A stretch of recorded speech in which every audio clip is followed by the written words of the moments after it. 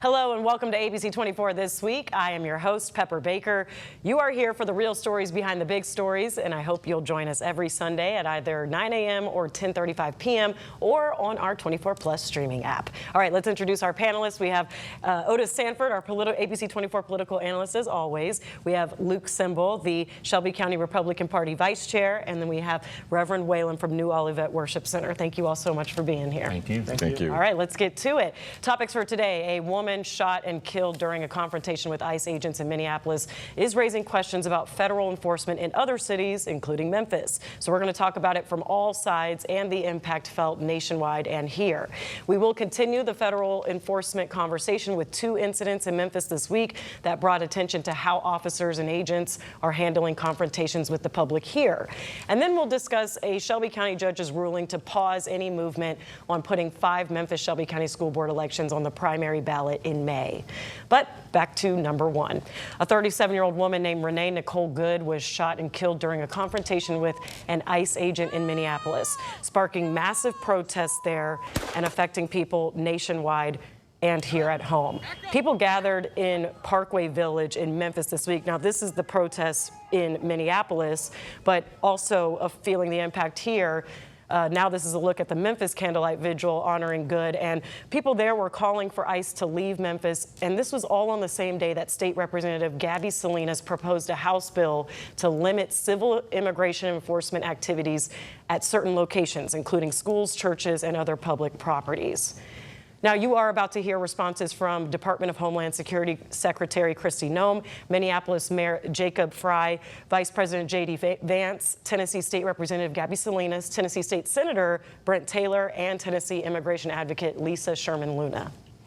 They demanded and commanded her to get out of her vehicle several times. She did not. This is an experienced officer who followed his training, and we will continue to let the investigation unfold. The narrative that ICE is spinning immediately after this was that this was purely self-defense and that the act by the victim was some sort of domestic terrorism. That, and I'll say it again, is. If people want to say that we should have a legitimate debate about, what was she really doing, right? Was she panicking when she drove into this officer, or was she actually trying to ram him? That's a reasonable conversation. What's not reasonable is for so many of you to plaster all over the media that this was an innocent woman and that the ICE agent committed murder, which is what many of you have said explicitly and some of you have said implicitly. That's what I have an objection to. The idea that this was not justified is absurd, and I think everybody knows it in their heart. These aliens are here illegally. They're not supposed to be in the country. And so law enforcement has an obligation to go in and follow them wherever they may go. If they go into a church, a school, a hospital, wherever they go, if they're fleeing law enforcement has an obligation to go and apprehend them. The proposal for this legislation, which is only one step towards making sure that all Tennesseans are safe, because again, the person that was killed yesterday was a U.S. citizen. It's time for accountability of this ICE officer as well as of ICE as an agency. We have to get ICE out of Memphis and out of all cities across America before they cause any more harm. And now the FBI is investigating. There's been local calls from Minnesota leaders to ask for local authorities there to be involved in that investigation. Otis, I'm going to open it up to you here. So lots of differing perspectives there. I want to know your reaction. Well, first of all, it was a tragedy what happened in Minnesota. And it should not have happened. I think everybody can agree to that. The thing that troubles me a little bit is the fact that there was a rush to judgment, probably on both sides. But there was an automatic rush to judgment by the federal people saying that the lady was a terrorist a domestic terrorist before we even knew who she was. And probably even before she was even taken out of the car. And calling her and saying that it was a justified shooting when there had not been an investigation. What we need there is a full, impartial, independent investigation by people who don't have a political axe to grind either way.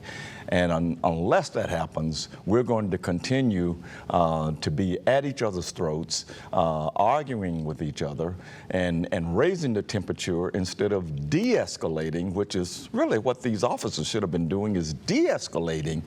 And the country is continuing to escalate. Until we have an independent investigation, I fear that we're not going to get anywhere. And Luke, when you watch that video, I mean, what do you think? Do you think Secretary Noem and Vice President J.D. Vance, what they had to say is an accurate depiction of what happened in that video? I do, but first let me say that I agree, Otis. It's anytime somebody loses their life, regardless of the circumstances, it is sad. And we need to recognize that it is a tragedy. Now, what I saw from the video, and I think the body cam footage that has been released subsequently, shows that an ICE officer, was in fear of his life. You had a woman who was using her vehicle to impede federal agents from doing their job, accelerate towards an officer when he was standing in front of her car. And it is very unfortunate, but I think we really need to talk about some of the rhetoric surrounding particularly ICE when they are going out and attempting to apprehend criminals, attempting to apprehend illegal aliens.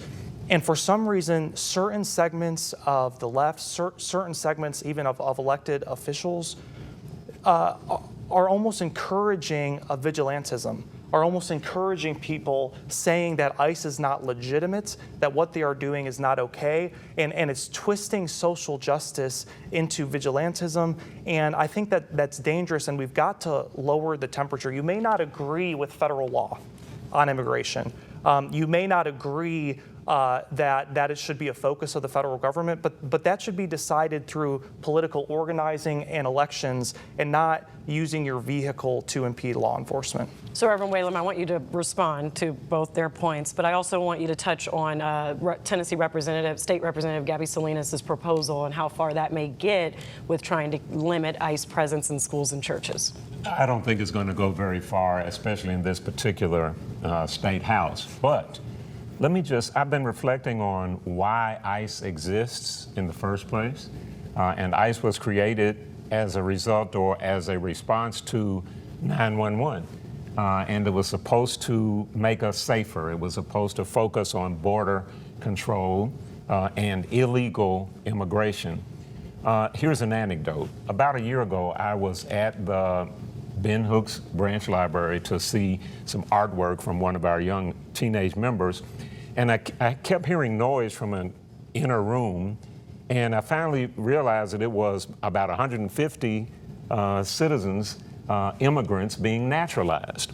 So it dawns on me that there is a process for an immigrant to become a U.S. citizen. And I think that if more people would take advantage of the process, follow through on the process, we might have a lessening of the heat around this issue. That's my only response to it. It's unfortunate that young woman is unalive, like the young people say, because you can't come back from that.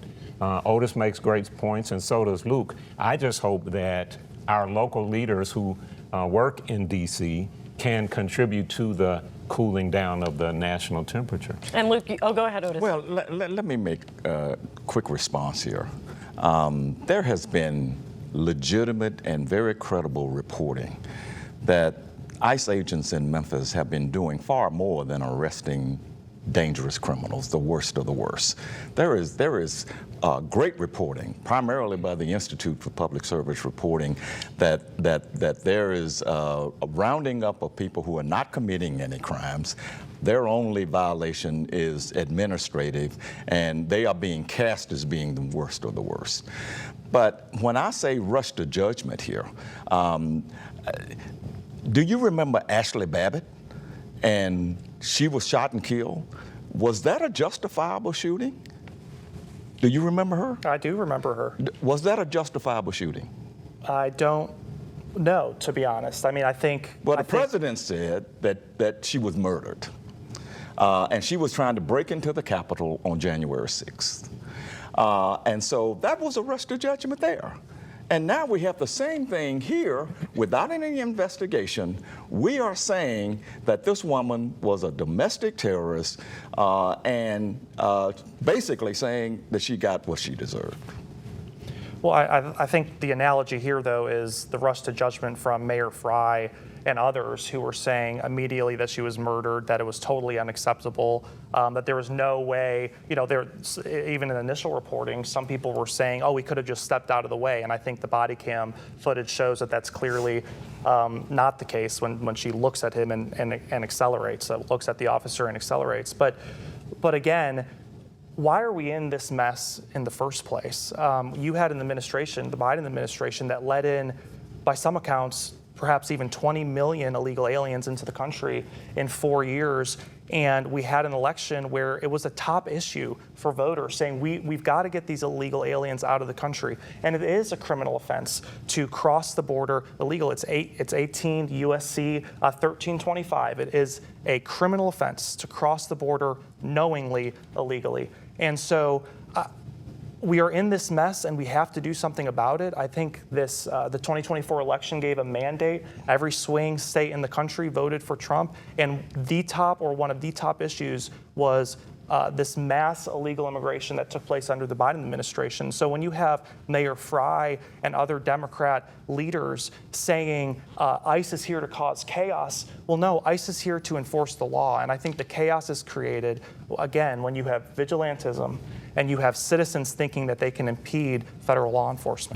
The discussion between the parties, the extremes, the ideological extremes politically that is represented here, I think points out a problem in our nation, the body politic. We've got to come to some kind of resolution of these parallel universes that are about to collide in a way that our children are not going to be able to escape from. Okay, on that note, we will continue this discussion after the break. We're going to talk about 2 viral incidents that happened in Memphis this week dealing with federal agents. We'll be right back.